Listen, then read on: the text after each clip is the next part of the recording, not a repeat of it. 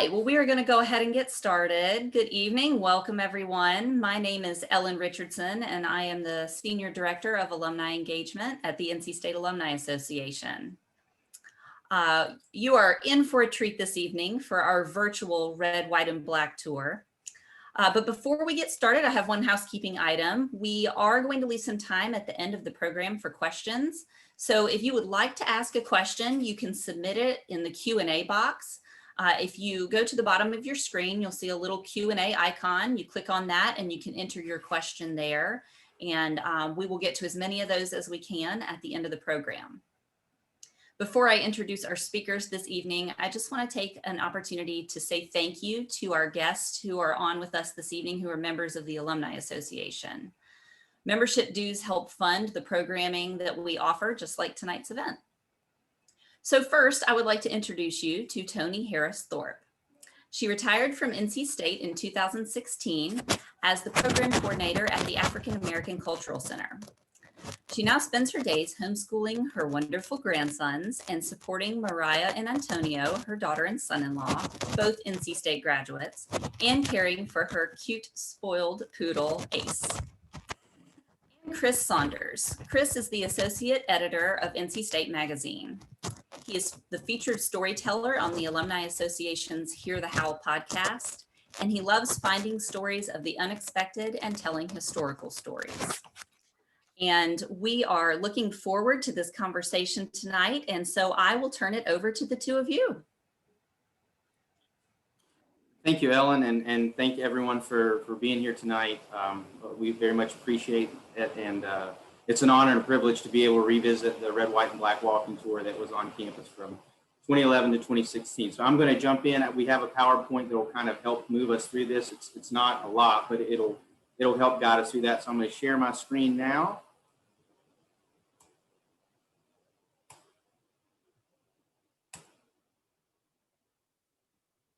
And we'll get started. So just a little background. There's a story in the current issue of NC State Magazine, which is the alumni publication here, and I'm trying to show that to you guys. And this program is kind of meant to accompany that story. And what we did is, I'll take you back. Last year, we were dealing with a lot, of course, last summer. And the Board of Trustees in June decided that they wanted to take Josephus Daniels' name off Daniels Hall. And so we got to talking about, that would be a story that we knew we would have to cover in the Alumni magazine and tell in a newsy way. But we were also dealing with the moment, right? The killings of Ahmaud Arbery, Breonna Taylor, and George Floyd was the backdrop. And we were trying to process also how to be relevant and how to be pertinent to the moment. And as we got to talking about Daniels and how to handle that, we got into a conversation that when we tell a story about what goes away or what we take away, that's really only half of the equation, right? And we also want to tell stories about the places that exist. And that led us to really saying, we want to be a part of a movement on NC State's campus where we can help elevate the stories and tell the stories of the Black experience at NC State. Students, professors, alumni, and staff. And so that's what we committed to. And for that, I knew that there was some groundwork that had already been laid. And here we see the trio that thought up that groundwork. We have Marian Fragola, who is director of programming and outreach for the NC State University libraries that you see there. And we have Dr. Walter Jackson, who was a longtime history professor at NC State. And then, of course, we have Toni Harris Thorpe that you see.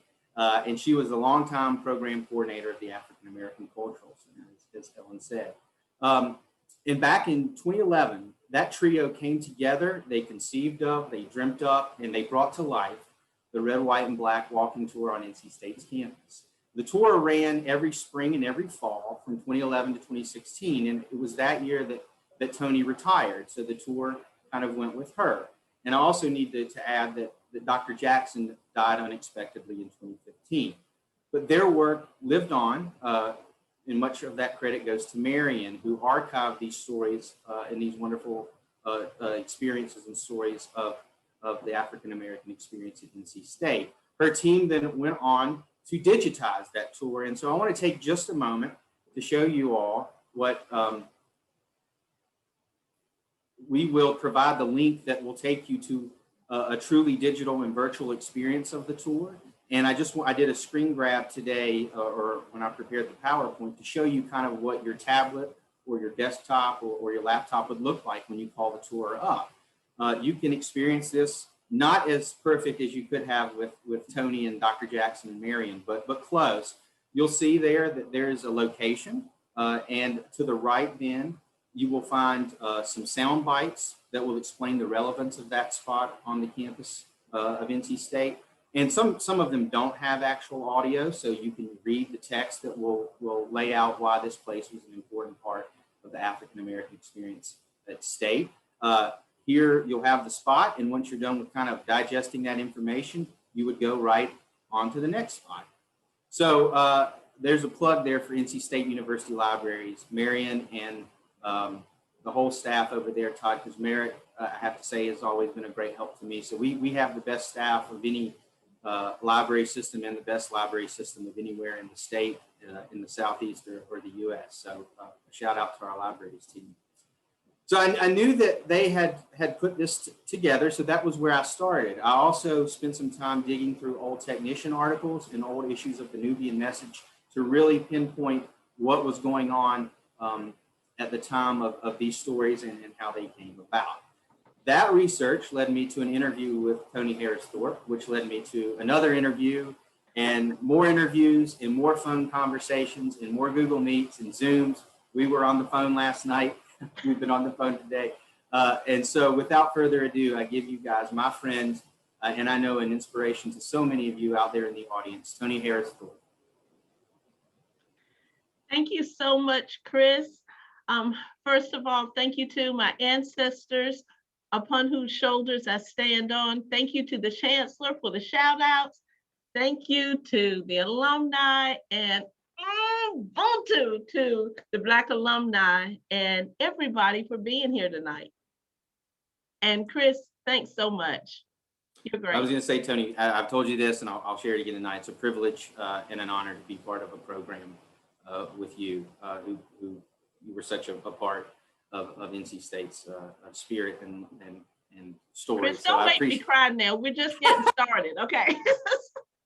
Real quick, Toni, before we jump in, I want to take a minute to address the audience with a couple things. One, I want to refer back to the digital tour that I pointed out just a moment ago. I went back through today to make sure I had the numbers right. And if you go to it, you'll experience a catalog of 35 locations.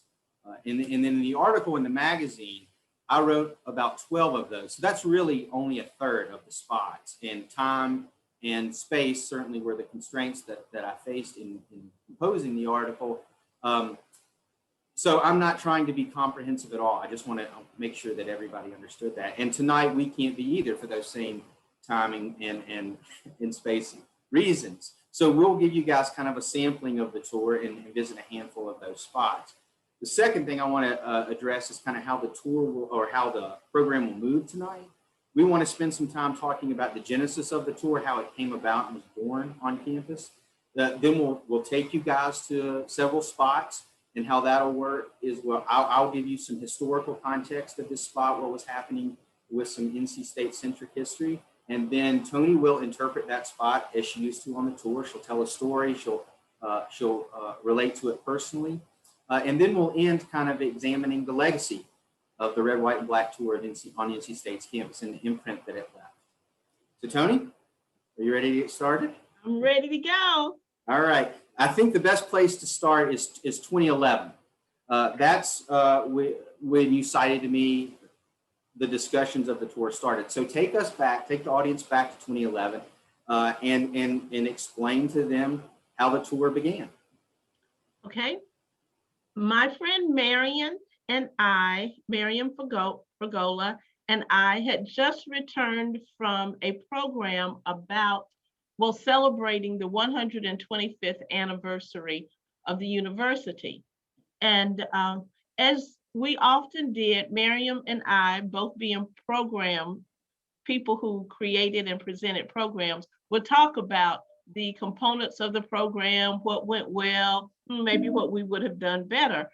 Let me first say that Miriam and I had a trusting friendship, a bond that went beyond just the professional engagement. We shared a love for dogs, a love for books, a love for Southern fried catfish sandwiches. And so we really trusted one another. And based upon that trust, I was able to open my heart without edit about how I felt as an African American, leaving the programming of 120, celebrating 125 years.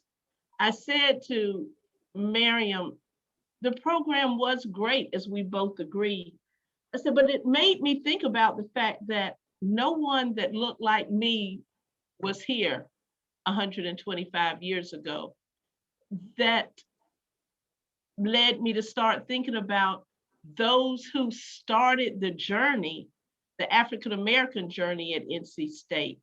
And I said, you know, I would love to have something that was honoring the ancestors, those that took the first steps that paved the way. You know, I'd like to walk in their footsteps. And Miriam said, well, you know, there's this university that has a historical walk. And I said, a walk, that's what we could do. We could have a walk. I said, but it's only about the African American journey at NC State. And I said, it has to be, and she said, yeah, red and white. I said, yeah, red, white, and black. And then we said, oh, red, white, and black. So then she told me about a coworker, Jenya, who had told her about a professor who was collecting, the graduate students collected stories from interviewing African Americans in the community. And I said, well, who is it? She said, do you know Walter Jackson? I'm like, oh my gosh, that's one of my friends. I met Dr. Jackson because when I came to the Cultural Center, he was a consistent financial supporter. He was a physically in the space on a regular basis. And I just describe him as a Renaissance man. So with that idea, we set up an appointment with Dr. Jackson and created the idea. That was the beginning of the discussion about the red, white, and black walk. And I have a quote on the screen that you cited to me as kind of being, and we'll get to another one in a minute as well, but kind of you had a couple guiding lights that helped you think about formulating the tour to begin with. Can you explain the African proverb, it is not taboo to go back and fetch that which has been forgotten, and why that was so important in your initial thoughts? Sankofa. Yes.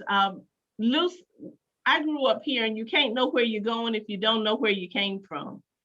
And as I look at the pictures on the slide and think about the Nubian message, Dr. Witherspoon, Dr. Clark, Dr. Moses, the African American coordinators, African American Symposium, I remember those proverbs were the first things that we learned collectively. My definition as a proverb is that a proverb is how our ancestors passed wisdom down from generation to generation before we had these lofty institutions. So one of the questions we were asked, well, Dr. Clark always asked at symposium is, who are you? Whose are you? And what contribution will you make?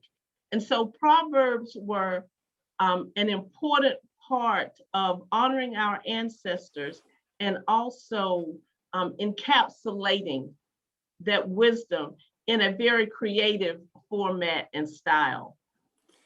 So a couple of things before we move on. One, this theme of moving forward but looking back, yes, to help us move forward, will be something that we return to later, and we're going to return to the idea of another proverb in a moment. But I just want to stop 1 second, Toni, and you brought up the pictures on the left here. This is the art, for those of you out there who get the magazine, this is the art that you'll see accompanying my story. And this was the brilliant conception of my art director, or of our art director at the Alumni magazine, Vicki Cumby. And so she thought it was best to do these picture collages of the people and the spaces about which I wrote.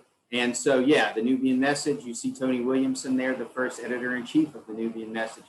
Yeah, there's the picture of the protest that led to the creation of the Nubian Message in Witherspoon Student Center, and Dr. Witherspoon there. Certainly, for those who might not know, Dr. Witherspoon was the second African-American person to receive a PhD from NC State.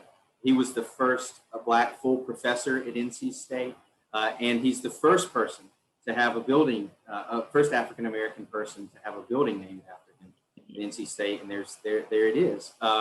So a special shout out to our art director, and kind of to give you guys, to clue you in on what these pictures are of. We won't address everyone in every spot that you see in those pictures, but the story in the magazine will. So that can be your guide to unpacking those. And then, of course, there's the beautiful Toni Harris Thorpe there we can see as well. Toni, the next thing that I wanted you to take a minute to talk about is the tour was being created and you guys were deliberating what spots you would feature. What themes or ideas did you guys see it as important to want to address on the tour? Okay, well, one, we thought about time. We wanted to keep it within 60 minutes, and that would include the actual walk and the reception at the end. We thought it was important to conclude at the Witherspoon building, being the building named in honor of an African-American, Dr. Witherspoon. It was important to me that it gave voice to the experiences. You know, I always tell my grandsons, don't look for your image through the pupils of someone else's eyes. You know, so I wanted this to not just be a fact that was written, but based on the voices and stories that people had shared with the African American Cultural Center or shared with me through interviews. And that was the starting point. Then also other voices, you know, there were so many people, and I'm going to refrain from calling many names because there's just billions of contributions by African Americans and people that poured into it. But so it had to give voice. We also, thinking about the mission of the Cultural Center at the time, to promote awareness of and appreciation for the African American experiences.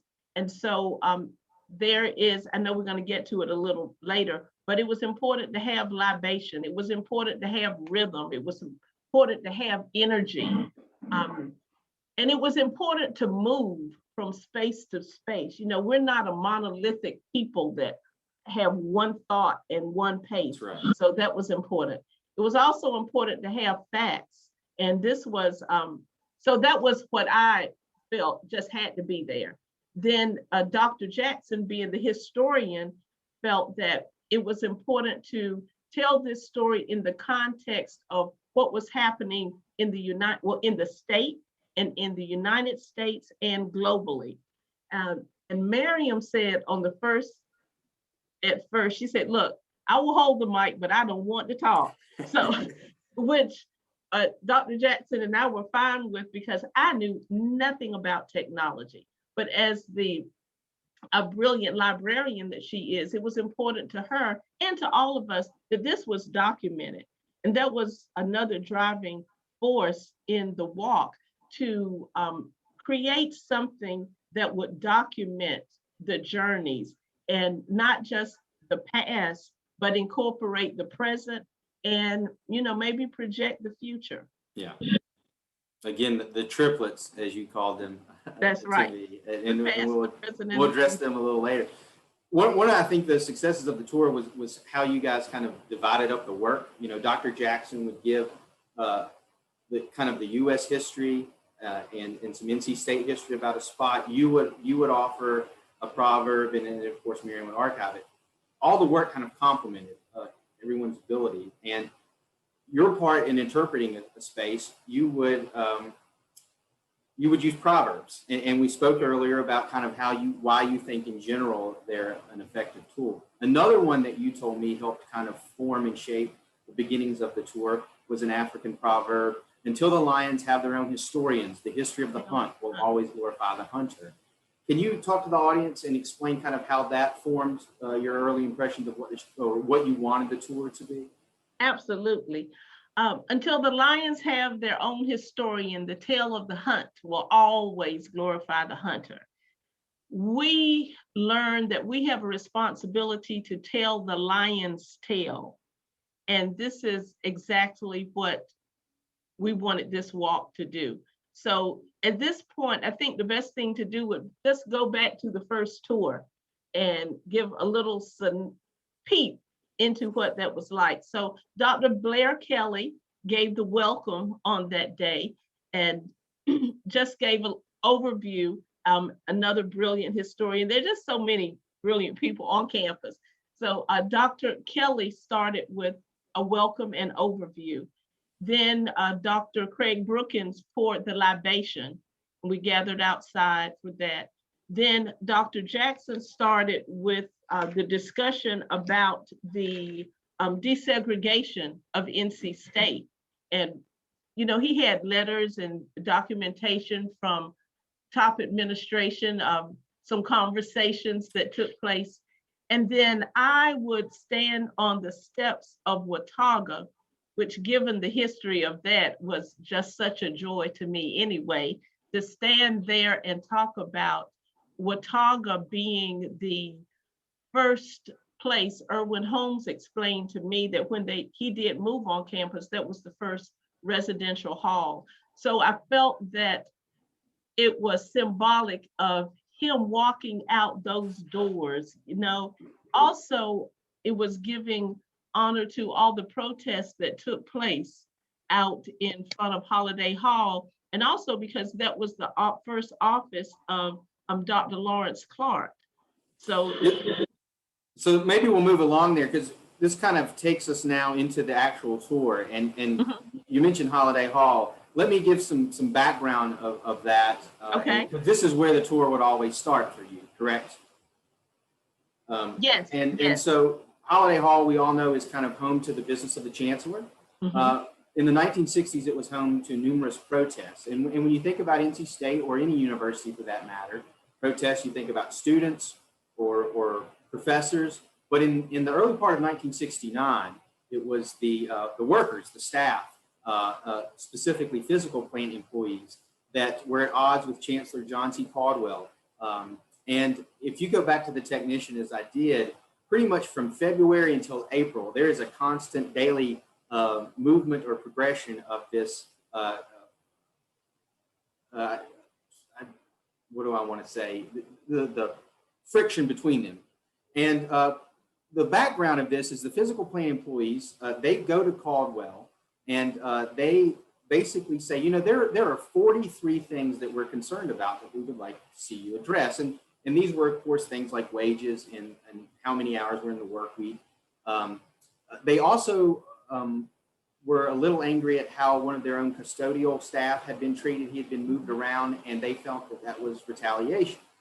And so they give these concerns to Caldwell. And there's one concern, though, that would bring all of this to a head. The African-American male members of the physical plant, or the workers there at the physical plant, they wanted the female housekeepers who were African-American to be given the option not to work in male dorms. And they made the argument to Caldwell explicitly that this might open those African-American females up to being degraded and debased, and they argued that this should not be happening. And Caldwell at first says, you know what, I think I can take care of that. And then, and this is where the technician, there seems to be some communication that drops between the two, because Caldwell then goes back and says, you know what, I didn't think about the logistics of this. There are going to be housekeepers who actually will want to stay in the all-male dorms. And I don't know how we're going to move the staff around. Well, the workers saw that as him kind of going back on his word. He thought he had acted in good faith, and this all comes to a head then that spring when 4 physical plant housekeepers do not go to their work in a male dorm and they're fired. And so then what happens is 16 physical plant African-American employees go to Caldwell's office.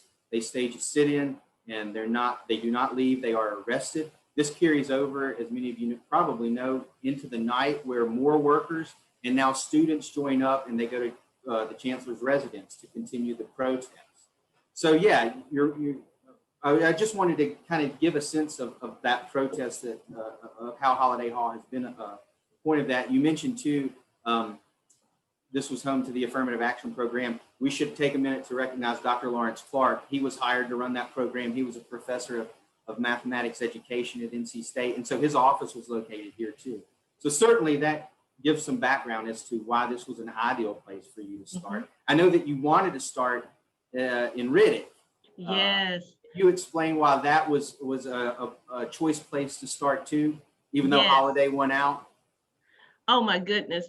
Well, first of all, let me just say that when we finally got to the first tour, it wasn't because we exactly felt ready, but there was just so much information and we had so many ideas that we said, look, we just got to go. We got to start.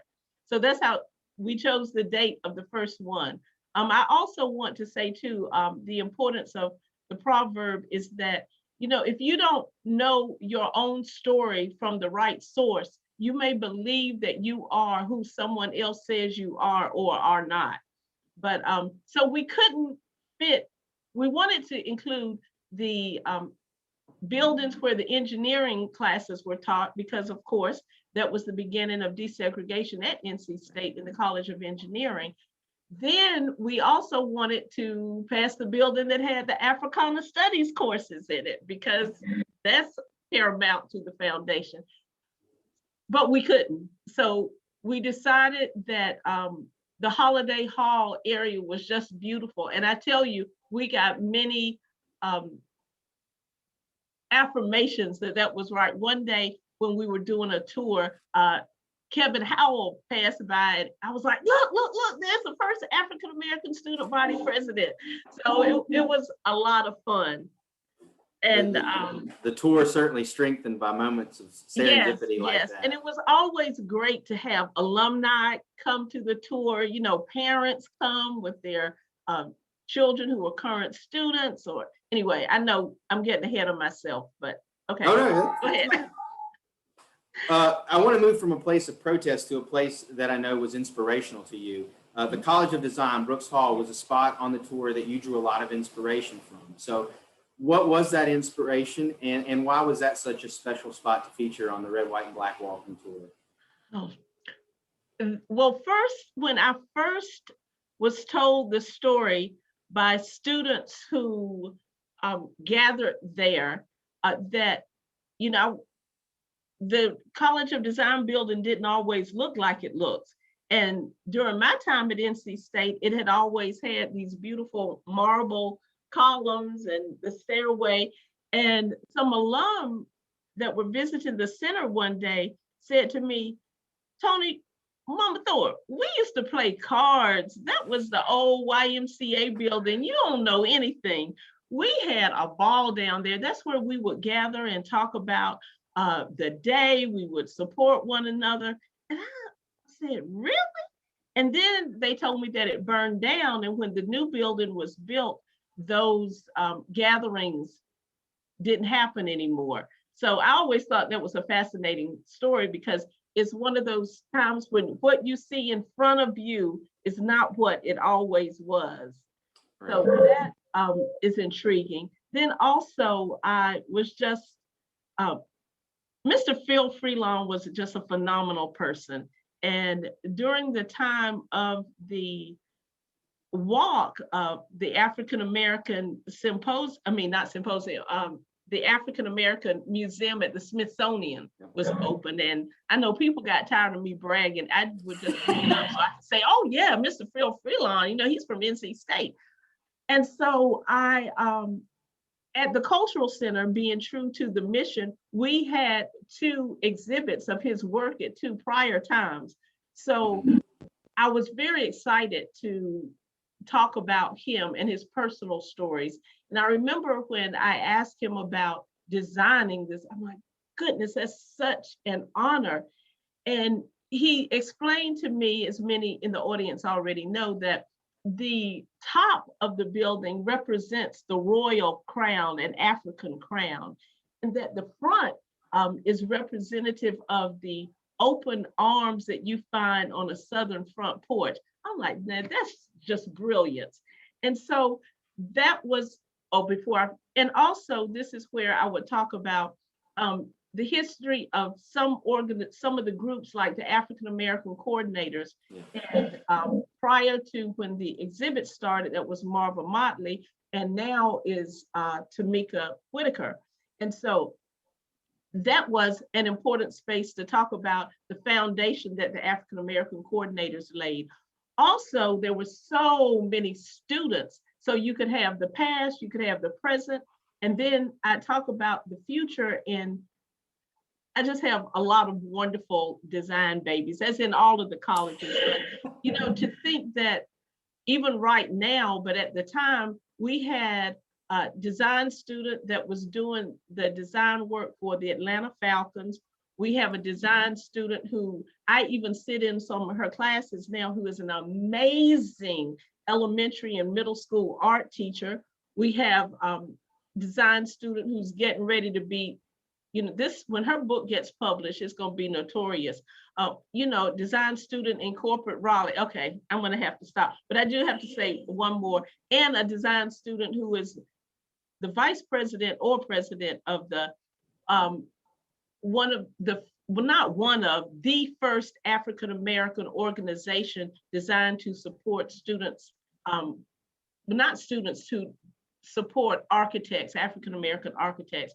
And also she told me that one of those founding members is now on faculty in the College of Design right now. So I mean, you got Dr. Cox there, you just had, as in all the buildings, but it was perfect that it was right beside Watauga, and it was such a rich past, present, and future right there. And so the proverb, the price of a man's hat is not the measure of his mind, was just the perfect proverb there.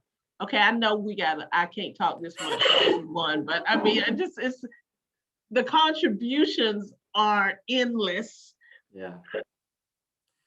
You know, all of these spots, I know, spoke to Dr. Jackson, you and Miriam. There was one spot in particular, though, that held a special place personally to you in your heart. That was Thompson Theater. Oh, the art. So I wonder if you could talk to the audience about A, why that was a special place just for you, and B, the role that it filled for the Black student experience at NC State. Wow. Let me say that my years in the arts were just wonderful on so many levels. Dr. Patricia Capel is an institution in herself. Black Repertory Theater. And this, let me just say too, that this is one of the reasons that it was so important to have this tour, because there was a time when Dr. Capel's productions, which were many times August Wilson's productions, and let me just say, I would get a little starstruck when she could just call him on the phone and tell me, who can just call August Wilson? But, you know, many of the students that I met when I first came to State were STEM students. And there were STEM students that Dr. Capel could take and show them a side of themselves that they never knew. And then you would have, you know, New Horizons. Then you would have students from African Student Union, just students from Dance Vision, just students from just a plethora of African American organizations on that stage. And when those productions were happening, there wasn't a seat in the house. And there were people there from Shaw Players, people there from Central, people from the community, from the churches. It was just incredible. And once again, you have the past, the present, and the future. You know, you have students who well, first of all, let me just say that the Hope brothers and Tori Hope and Ron Foreman, they were her all-time favorites. Even though I love Dr. Capel, I know she loved me, but just they were her favorites. Ron, you know it's true. But the community and just the rehearsal dinners and the dinner, everyone was so excited when a production was done. Number one, because we were tired, but also because she would fix these amazing dinners and we'd have the celebration there. And, you know, Black Repertory Theater isn't there anymore. New Horizons ended, but then you had Uninhibited Praise, amazing. So, and Alenia Ward, you know, just the energy and the spirit and the community and the family that existed it's worth note. And so there, I must say, the proverb was, you can't say your own soup is better until you have tasted the soup of others. And that's because you may have thought you had seen some awesome productions, but until you saw Black Repertory Theater and came there, you just didn't know. You just didn't know. Toni, one of the most iconic spots on NC State's campus is, of course, the Free Expression Tunnel. And victories are celebrated there over rivals. Clubs and organizations will announce meetings there. Beautiful art. It also has a very problematic history as well, especially to people of color on NC State's campus. Racial epithets, threats, offensive images have all been scrawled on the walls too. And so you have two sides to the Free Expression Tunnel. I want to go back to 2008 real quick because one of these incidents happened that year. President-elect at that point, Barack Obama, had just been elected president the night before. And the next morning, there was a threat against him with a racial epithet on the wall of the Free Expression Tunnel. 2 years later, in 2010, this happens again directed at President Barack Obama. When I was researching the article that appears in the magazine, I came across this article from 2010, and it gets into kind of weighing the use of the Free Expression Tunnel on NC State's campus. And I came across a quote that Tracy Ray said, and at the time she was Director of Multicultural Student Affairs at NC State. She since has moved away. She now is in Philadelphia. She's the Chief Diversity and Inclusion Officer at Westchester University of Pennsylvania. I think she may be out there tonight, so Tracy, hello if you are. But, and thank you for providing this quote back in 2010, because I think it really forces us to confront and challenge kind of prevalent notions about the Free Expression Tunnel and to maybe rethink it. She said in 2010, some people think this tunnel is necessary. Others see it as a tunnel of oppression. We want to foster and nurture innovative thought and growth at NC State, but we also want to foster personal and professional growth. I'm not sure the Free Expression Tunnel does that.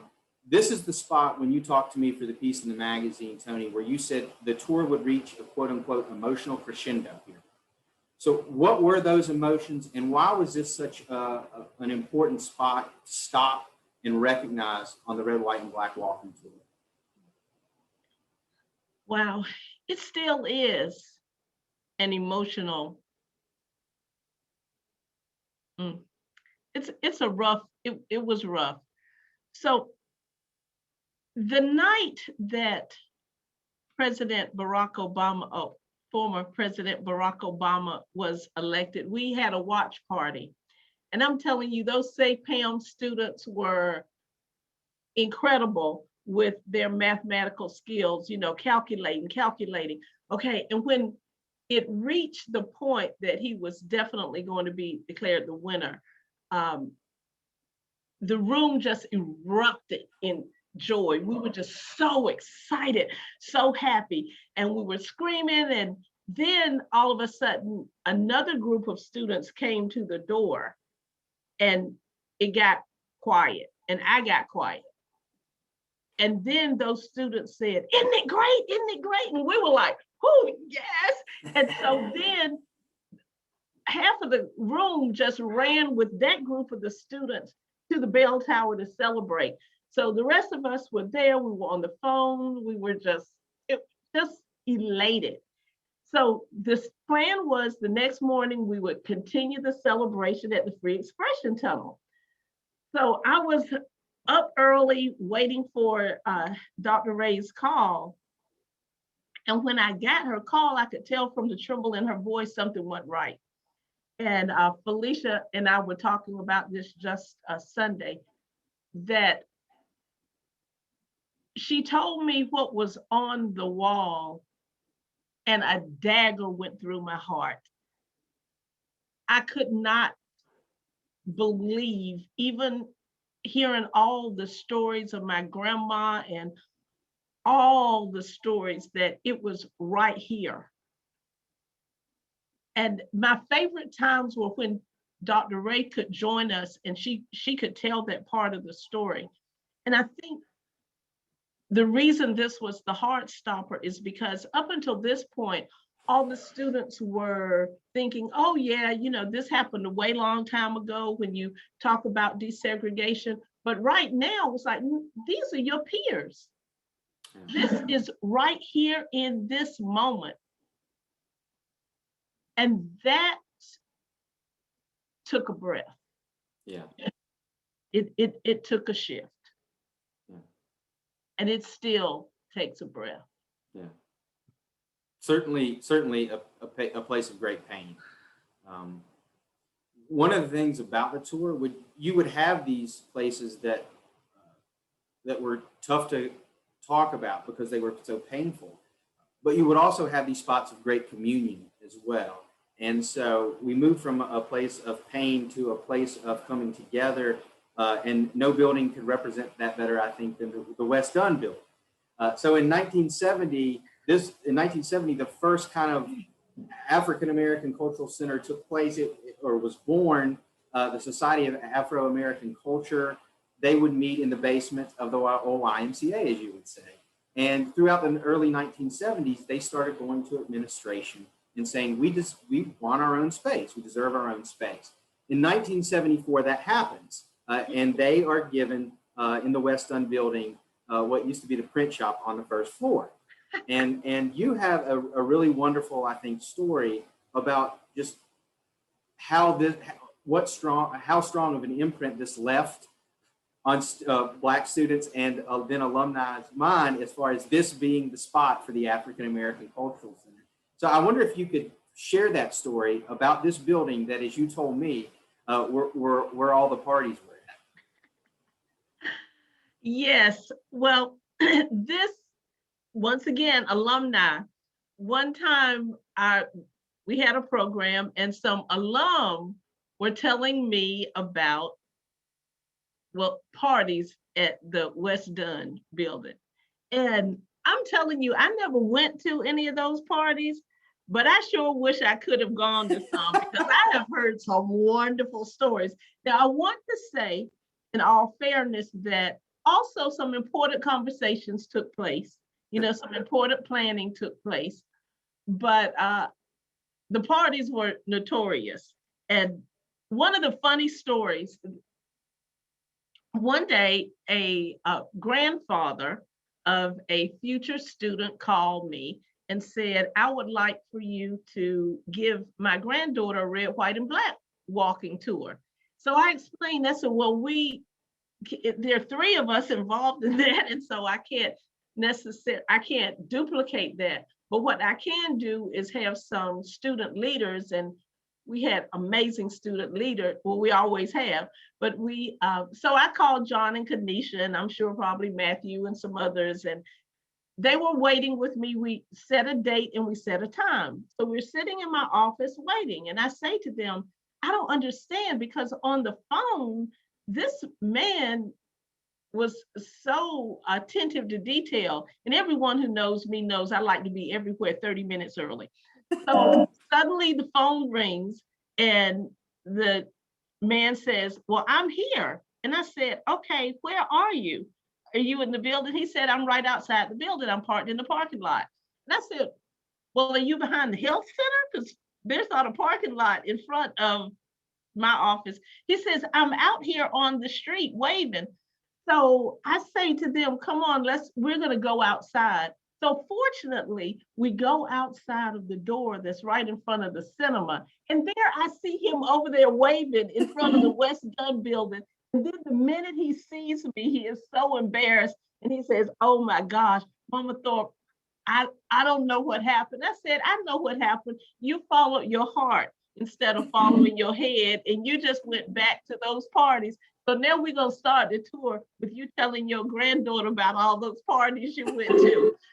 So it was just so much fun to hear about the memories. And even though the building didn't look like Witherspoon right across the street, but I thought it was a perfect parallel. And I was just so grateful that we could walk to the West Dunn and curve and end right up at the time capsule that we planted, celebrating the first 4 undergraduates at NC State on our way in to the celebration. So I really would enjoy that. And when alumni were on the tour from that era, oh my goodness, you couldn't stop them from talking about how much fun it was.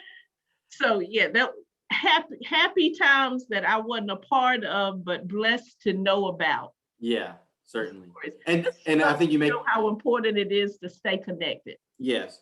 And I think you make an important distinction that there was fun there, but there was a great deal of progress made there too, because in 1991, the African American Cultural Center moves from West Dunn to the Student Center Annex. And then in 1995, that building is dedicated as the Witherspoon Student Center. And the first African American person has his name on a building at NC State. And so I think we would be remiss if we didn't pause for a moment and just have you reflect on how meaningful it was to work in Witherspoon, because I'm sure that's where a lot of the people in our audience came to know you from, being in the African American Cultural Center there in Witherspoon. Even though I know as an English person, I'm supposed to have all these words, but I can't imagine a word that could express the beauty and the heartbeat and the sense of community, the sense of support. And as I said, when you first called me, that yes, this was my idea, but without support from the top, from Joanne Woodard always saying, just go for it, having alumni come and be present and be, Dr. Hill saying, never give up, having professors tell their students to come to the walk, having professors on the walk, having community come back to the walk. It was more than and it was never an obligation. It was always a commitment, and working in an environment that celebrates the best and teaches that it's not always a struggle, but you're not wise to ignore that the struggle exists. You don't have to live in it, but you need to be aware of it. Yeah. So it was just a wonderful time. Yeah. Oh. And then certainly ended in a wonderful career for you. And I know that you left that career in 2016, and I speak for everyone, we hope that your heart is happy and full. Yeah. And that you get wonderful moments with your family and with Ace, let's not forget. AC Poo. We also, when you and I talked, though, we did talk about how you being away from the tour, you've been back a couple times to informally give the tour, but we talked about how being away from it had afforded you the opportunity to kind of reflect on it and think about maybe spots that weren't on the tour in its previous life, but that you think would be worth adding going forward. And there was one spot that really spoke to you, representing that thought. And I wonder if you could tell the audience what that place is on the campus and why it would be such a significant addition to the Red, White, and Black tour. Absolutely. I remember going to the dedication of Irwin Holmes Hall. Yes. That day, I walked up to him and I said, now, Mr. Holmes, why in the world did you wait until I retired to have this building? You know, I would just imagine how wonderful it would be to start at Watauga, where you took the first steps and then curve around before the reception and end right at your building. Oh my goodness. You know, I would have looked like a creative genius. So definitely. And also I think about, you know, I had many visions, and so did Dr. Jackson and Marion. We said I had visions of students from each major, you know, dressed as someone who was, well, let me just say that fame doesn't represent uh, the importance of your presence. So there are many who aren't famous, but the importance of their presence is valued. But I would say, you know, have someone dressed as Phil Freelon, have someone dressed as Dr. Capel, have someone dressed as someone from their area. And, you know, there are so many places that I would like to include, like polymer chemistry. You know, my goodness, I remember when I first even learned what that was about, but the professors there, or engineering, to be able to go to engineering row, you know, and so even to leave the reception and maybe just take a little bus ride around, there are just so many amazing places. Yeah. That, yeah. Certainly, you know, Erwin Holmes was certainly, I think that's a wise choice, because he certainly was a man of many firsts. Yes. The first African-American to complete his degree and to get an undergraduate degree from NC State, the first Black captain of any sports team at NC State, and the first in the ACC, I might add. He comes to campus with 3 other African-American students as part of that first cohort who came in 1956. There was Ed Carson and Manuel Crockett, and then there was Walter Holmes. And you told me a really, in no relation, by the way, but you told me a really wonderful story about a moment you shared with Walter Holmes' family. And I thought it would be worth sharing, if I could invite you to, with our audience tonight, because I really, Toni, think that it's a very beautiful moment. So would you mind sharing that story? Yes, and I'll be brief. There's just so many wonderful memories going through my mind and so many names. When we celebrated the first 4 undergraduate African Americans at NC State, we learned that Mr. Holmes had earned a letter, but was not given a letter in soccer. And the wonderful soccer coach at that time contacted us, and Dr. Ray reached out and spoke with him about what we were doing. And he wanted to give the letter, he wanted to present the letter to the family. And so part of that celebration included an evening where the soccer coach and members of the soccer team came and presented that letter to the family. And even though Mr. Holmes was watching from above, it was a beautiful moment you talk about the past, present, and future, to see those current soccer players and the coach who gave a beautiful speech, that tribute to Mr. Holmes. And you could see the warmth in the hearts of the family members. So, you know, you can't always make a wrong right, but you can surely give it your best heartbeat. Yeah. It's a beautiful memory. I think about, you know, one of the things that you talked to me about that was important for you and Dr. Jackson and Marion as the tour went along, was that it was organic. Mm-hmm. And there was a certain elasticity to it where you guys could add and stretch it and make it more. And I think about 2016, Terrence Crutcher, a Black motorist, is killed. And then days later, Keith Scott is killed in Charlotte. And students stage a die-in to grieve and basically reject the killings that are happening by police to these Black motorists. I think about last year in Melanie Flowers, who was elected the first Black female student body president in NC State's history. And I think about last summer when we're all trying to process these moments of these other killings of Ahmaud Arbery and Breonna Taylor and George Floyd. NC State student athletes say we are now going to be a voice for striving for equity and no longer tolerating this. And I would argue they were a much needed conscience in summer and in fall. And they formed the social media movement Pack United, football team, and wore the patch. I think about these moments and how the Black experience at State continues to grow and change. And when thinking about all of that and thinking about your time away, I wonder if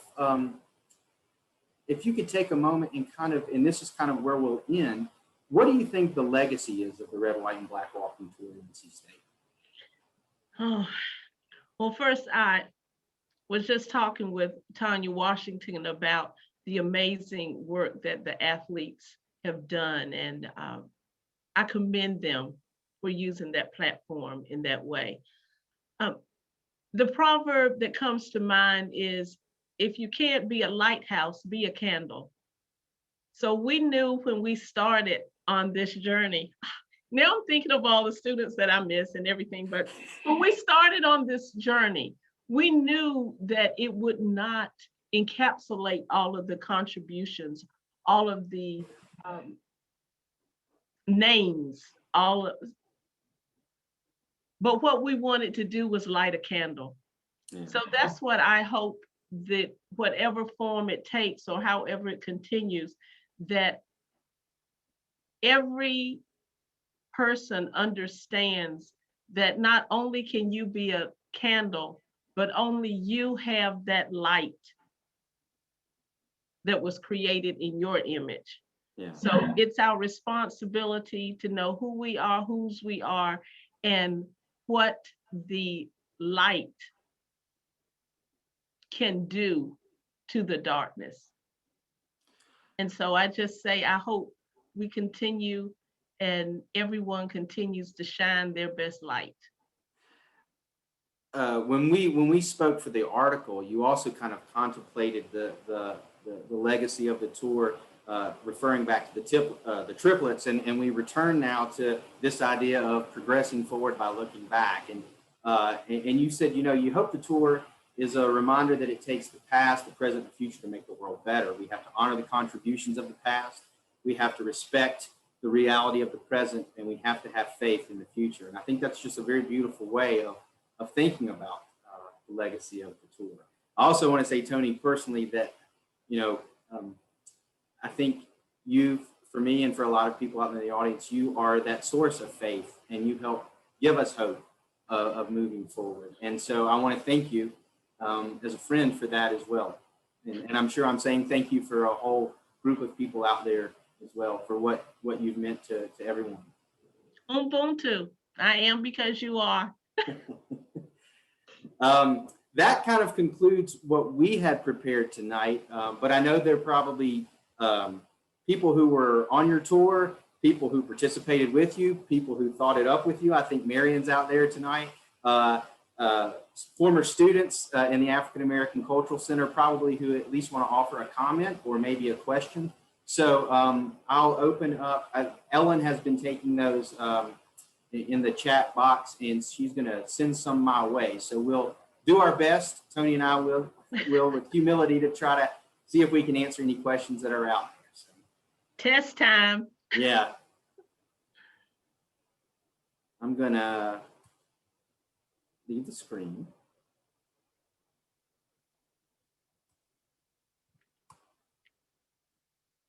Yeah, Chris, if you'd like, I could read a couple questions out for you guys. Sure, that's fine, Ellen. That's great. Great. So we've had a couple submitted in the chat. If you have one, excuse me, in the Q&A, if you have one, go ahead and submit it and we'll try to get to as many as we can. The first one from Janet. Thank you, Toni Thorpe and NCSU, for sharing this gem. Ms. Thorpe, your creative thinking and loving kindness shine virtually. Please share how you personally developed your creative genius, which of course was well developed as you reached NC State. Great question. I don't mean to editorialize, but great question. Creative genius. Well, Great question. okay. First of all, thank you very much for that beautiful compliment. I am the culmination of a lot of Southern wisdom, I believe.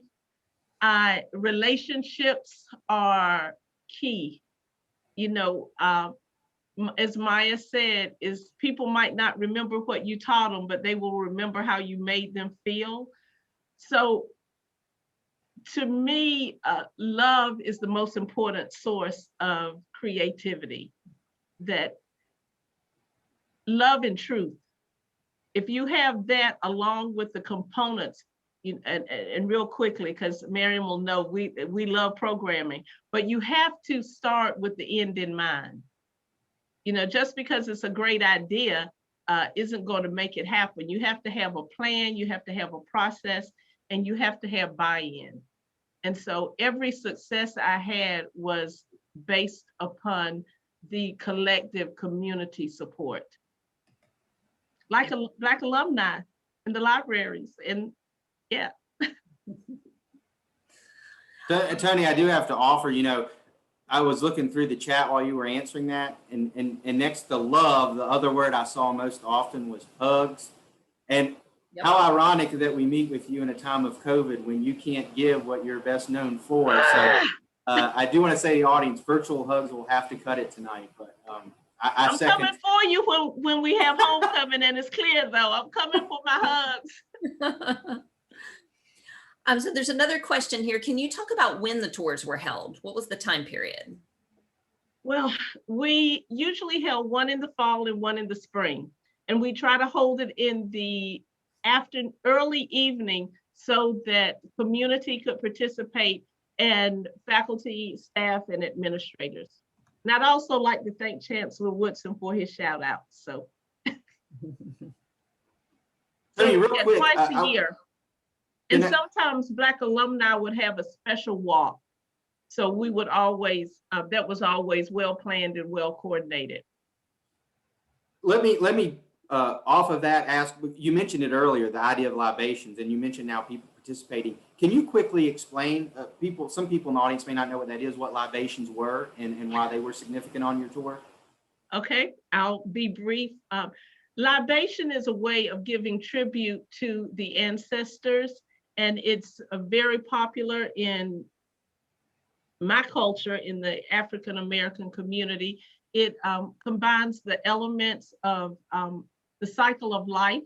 You have usually quickly, you would have liquid. Well, I guess I can say this, but in my hometown, it was usually moonshine, but you would have the pouring of liquid. On campus, we always use water. We always use water. So, and then you you're retired now. So. Yeah, but still, love the wolf. So we would Dr. Brookins would pour the water onto the ground. You stand barefoot on the ground so that you have the connectivity to the earth. And then the water and the earth represent the bringing forth of life. And that life brings forth a responsibility to nurture the space that you inhabit and also have respect for nature and the earth that is created that gives back to you to give you life. So it's a way of showing tribute to our ancestors and creator. Is that good? Okay, here's one. I don't know if you'll know the answer, but we'll ask and see. Is there any truth to the story that W.E.B. Du Bois was scheduled to speak at NC State? However, those who sent the invitation didn't know he was Black, and that upon seeing him get off the train, the presentation was canceled. I hope this is false, but I'm just checking. Well, now I must say, I never heard that. And when David Levering Lewis came, who was a 3-time Pulitzer Prize winner, writing about the history of Du Bois, he didn't mention that. So, that's one of those stories that if it is true, I would love to have known it. I did hear that was true about George Washington Carver, that he was invited And, that's what I just find such humor, that they didn't know that he was, whoever invited him didn't know that he was African American, duh. But anyway. Yeah, somebody just put that in the chat. Oh, okay, good. I don't have the chat on, so I can't see it, but good. Yeah, that's the story I was told about George Washington Carver. And then he ended up speaking at Shaw University. Yes. Shout out to the HBCU. Okay, that is all the questions that we have in the chat, and we are running out of time anyway. So I think that is a great point to stop. And I would just like to say how much I have enjoyed this myself personally, and I'm sure that I'm speaking for everyone out there. I know the chat is still blowing up with thanks to you, Toni, for sharing your stories and your memories. Thank you to you, Chris, for doing the research and writing this story and bringing this program to us. As all of you know, the NC State Magazine is one of the best benefits of being a member of the Alumni Association. And so if you are not a member and you would like to join, you can start getting this magazine regularly and staying up to date on everything that's happening on campus and getting a little glimpse into some of the interesting stories from our history as well. So thank you to both of you. This has been a wonderful program, and we hope everyone has a great rest of your evening. Good night. Thank you, everybody. Thanks. See you soon.